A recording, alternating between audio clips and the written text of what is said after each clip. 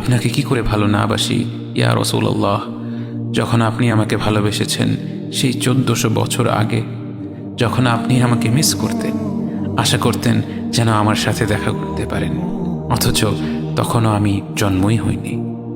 সেদিন সাহাবীরা আপনার চোখে পানি দেখে বলল, ইয়া রাসূলুল্লাহ, আপনি কাঁদছেন কেন? আপনি বললেন, আমার ভাইদের খুব দেখতে ইচ্ছা করছে। সাহাবীরা বললেন, আমরা কি আপনার ভাই নই ইয়া রাসূলুল্লাহ? আপনি বললেন, না, তোমরা আমার সাহাবী। আমার ভাই হলো তারা যারা আমার পরে আসবে এবং আমাকে কখনো না দেখেও তারা আমাকে বিশ্বাস করবে।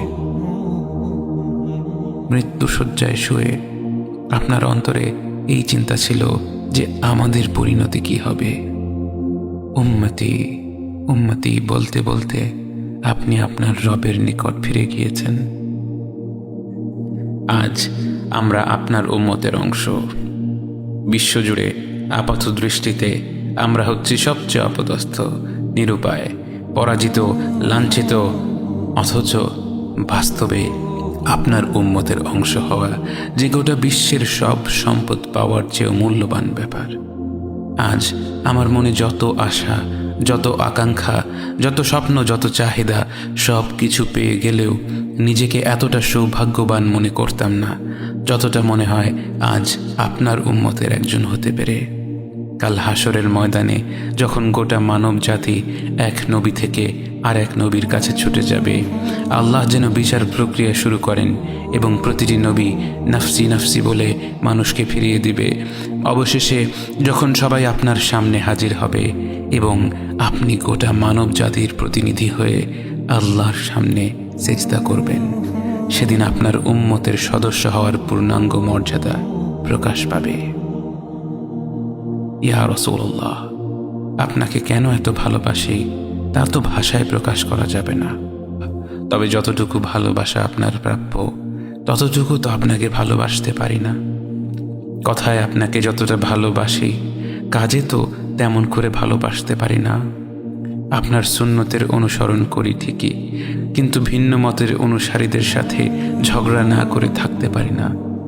ইবাদতটা নিয়মিত করতে পারলেও এবাদতে আপনার মতো আন্তরিকতা আনতে পারি না। বাহ্যিক বিষয়ে আপনার অনুসরণ করতে পারলেও চারিত্রিক দিক থেকে তো আপনার কাছ থেকে শিক্ষা নিতে পারি না। মুখে আপনার প্রতি সালাওয়াত পেশ করলেও কাজে কর্মে উম্মতে মুহাম্মদ হিসেবে আপনার সম্মানটা রক্ষা করতে পারি না।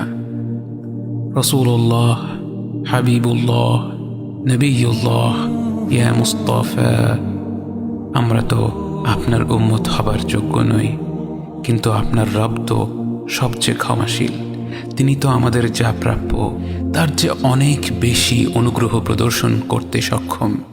আপনি আমাদের যতটুকু ভালোবেসেছেন তিনি তো আমাদের এর চাইতেও বেশি ভালোবাসেন। আমরা আমাদের ভুল ত্রুটি সম্পর্কে যতটুকু অবগত তিনি তো তার চাইতেও বেশি অবগত।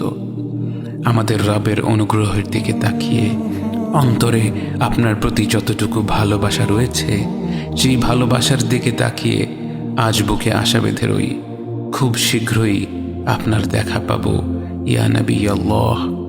খুব শীঘ্রই হাউদে কাউসারের পাড়ে আপনার হাতে তৃষ্ণা মেটাবো ইয়া হাবিব আল্লাহ। জান্নাতের নির্মল বাগানে অনন্তকালের যাত্রায় আপনার সঙ্গী হয়ে ঘুরে বেড়াবো ইয়া রাসূলুল্লাহ সাল্লাল্লাহু আলাইহি ওয়াসাল্লাম।